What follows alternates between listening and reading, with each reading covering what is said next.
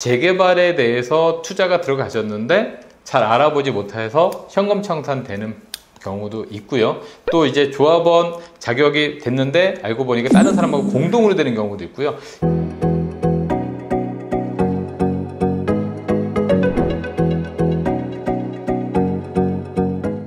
안녕하세요, 대표님. 예, 안녕하십니까. 오랜만입니다. 네, 반갑습니다. 대표님께서 그 청무제사라는 말씀을 해주셨잖아요. 그래서 그 덕분에 저도 이제 재개발 투자에 대해서 관심을 좀 가지게 됐는데, 재개발 투자를 하려고 하니까 너무 어렵더라고요. 쉽게 접근할 수 있는 방법을 알고 싶은데요. 예, 지난번에 제가 청무제사라는 말씀을 드렸었어요. 청약이 요즘 경쟁률 많이 심하지 않습니까? 분양가도 상당히 오르고 있는데 불구하고 앞으로 이제 공급 물량도 적어지고 이제 가격, 원자재라든가 또는 인건비 상승으로 인해서 분양가가 높아진다라는 생각 때문에 청약에 많은 관심들이 몰리고 있었죠. 그렇기 때문에 청약에 당첨될 가능성이 좀 많이 희박하다. 특히나 서울 지역에서 공급은 무조건 재개발, 재건축밖에 없는데 이 청약을 통해서는 굉장히 좀 어렵습니다. 그렇기 때문에 청약을 통해서 주택을 또는 아파트를 분양받는 것보다 이 재개발을 통해서 아파트를 받는다라고 하면 훨씬 더 확실하게 또 그리고 좀 더 저렴하게 받을 수 있기 때문에 청약은 무슨 재개발을 사라는 의미에서 청약 무사라고 말씀드렸었는데, 이 재개발 투자라는 게 사실은 어려울 수도 있고 쉬울 수도 있어요. 그런데 서울 시내에서 본다라고 하면 최근 들어서는 이렇게 아무데나 막 찍어도 재개발 지역이 굉장히 많습니다. 자, 그런데 불구하고 내 집은 거기에 하나도 없다라는 것이 참 어떻게 보면 서러운 현실이다, 이렇게 보실 수가 있겠는데, 우리가 강북 쪽이 원래 서울의 중심이었다가 이 강남 개발을 하면서 강남 쪽이 어떻게 보면 서울의 중심이 되는 그런 지역이 되었습니다. 강남 개발에서는 대부분이 이 아파트를 위주로 개발이 되고 있었기 때문에 강남 지역은 대부분 노후된 아파트들은 재건축 대상이 됩니다. 그래서 재건축은 우리가 도시및 주거환경정비법에 보면은 이 기반시설이 잘 갖춰져 있는 곳에 노후된 주택을 새롭게 짓는 것을 우리가 일반적인 재건축이다라고 얘기를 하고 있고요.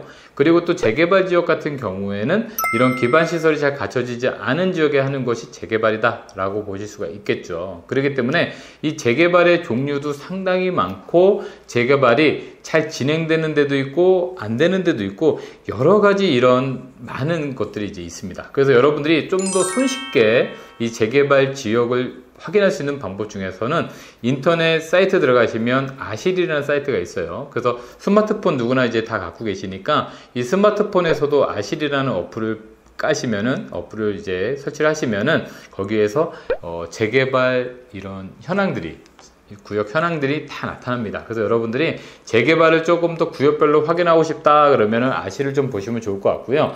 또 여기에서는 추진 현황이나 이런 것들이 조금 덜 나옵니다. 그래서 보통 재개발 구역 안에 이런 커뮤니케이션 이런 걸 위주로 나오고 있고요. 리치고라는 어플이 있고요. 리치고라는 사이트가 있습니다. 거기에 들어가 보시면 개발 호재에서 재개발을 클릭하셨을 때 이런 재개발 구역별로 지금 현재 추진되는 현황 이런 걸 그대로 보실 수가 있고요. 그리고 또 네이버 부동산에 들어가셔서 재개발을 클릭하시면 그 현재 구역 안에서 매물 시세를 정확하게 파악하실 수 있기 때문에 요 말씀드린 세 가지 아실, 리치고, 네이버 부동산을 보신다면 현황과 그리고 매물까지 전부 다 확인이 가능하십니다. 재개발도 종류가 좀 많더라고요. 네. 뉴타운도 있고 모아타운도 있고 그런 것 같은데, 네네. 이게 어떤 차이점이 있을까요?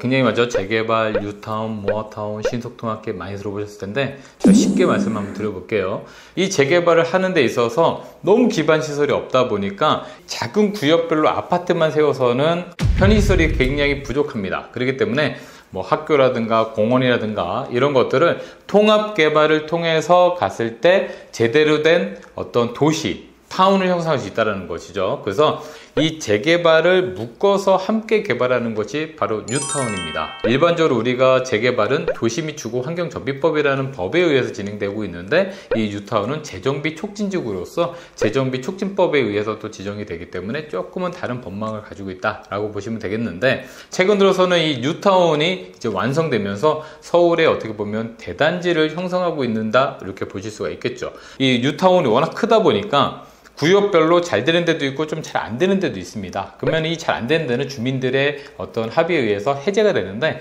이 해제된 지역을 그냥 방치할 수가 없죠. 너무 노후되고 굉장히 슬럼화되고 있습니다. 그렇기 때문에 이런 지역을 소규모로서 정비 사업을 하겠다라는 게 소규모 정비 사업입니다. 그래서 주로 가로주택 정비 사업으로 진행되고 있는데, 이 가로주택 정비 사업이 사실 사업성이 높지 않다 보니까 진도가 잘 안 나가요. 그러다 보니까 서울시 같은 경우에는 이 오세훈 시장이 시장이 되시면서 모아타운, 그러니까 가로주택 정비 사업을 모아서 가는 게 모아타운입니다. 그래서 재개발을 모으면 뉴타운, 가로주택 정비 사업을 모으면 모아타운, 그리고 재개발 지역들이 잘 진행이 안 되니까 빨리 행정적인 절차를 간소화시키기 위해서 빠르게 하려고 하는 것이 신속통합기획. 그 외에도 요즘에 역세권 정비사업, 공공재개발, 재건축, 그리고 공공도심복합사업, 그리고 또 여러분들이 또 많이 알고 계시는 지역주택조합. 이런 지역주택조합은 재개발하고는 좀 다르다, 이렇게 보시고 좀 조심하셔야 된다, 이렇게 말씀을 좀 드려보겠습니다.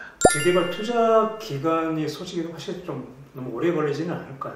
오래 걸리죠. 재개발 시작해서부터 완성되는데 거의 20년 걸리는 데도 있고요.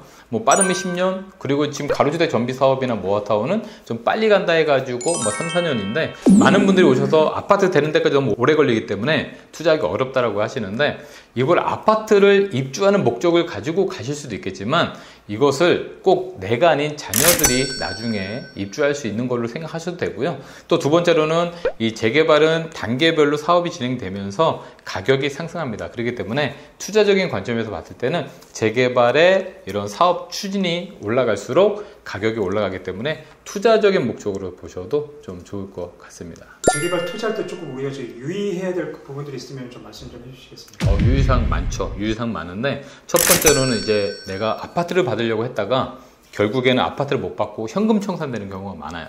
그래서 이 현금 청산되는 부분 중에 하나가 권리 산정 기준이다 해가지고, 재개발 종류마다 권리 산정 기준이 다 다릅니다.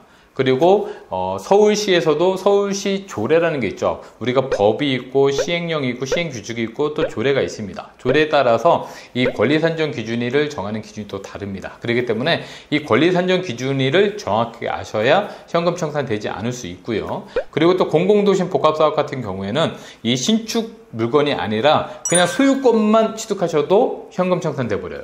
거기다가 우리가 투기과열지구에서는 조합원 지위양도가 되지 않는데, 매매는 사적 거래이기 때문에 가능해요. 그런데 지위를 양도하지 못해서 또 현금 청산되는 경우가 있습니다. 그렇기 때문에 결론적으로 재개발에 대해서 투자가 들어가셨는데 잘 알아보지 못해서 현금 청산되는 경우도 있고요.